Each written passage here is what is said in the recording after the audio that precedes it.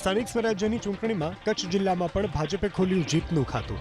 નખત્રાણા નગરપાલિકામાં ભાજપની 2 બેઠક બિનહરીફ જાહેર થઈ છે.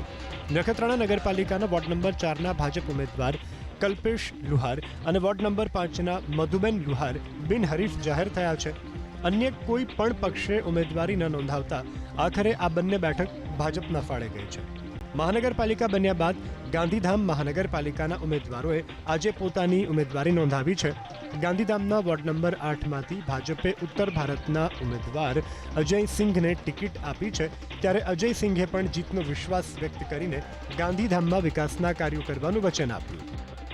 બીજી તરફ ગાંધીધામ શહેર કોંગ્રેસ પ્રમુખની સામે યુથ કોંગ્રેસે કર્યો ઉગ્ર વિરોધ. યુથ કોંગ્રેસના એક પણ કાર્યકર્તાને ટિકિટ ન મળતા શહેર કોંગ્રેસ પ્રમુખ ભરત ગુપ્તા સામે કર્યો વિરોધ. ભરત ગુપ્તા ઉમેદવારી પત્ર ભરવા માટે ગાંધીધામ મહાનગરપાલિકાની કચેરી પર પહોંચ્યા. ત્યારે યુથ કોંગ્રેસના કાર્યકરોએ ભરત ગુપ્તા હાય હાયના નારા લગાવ્યા.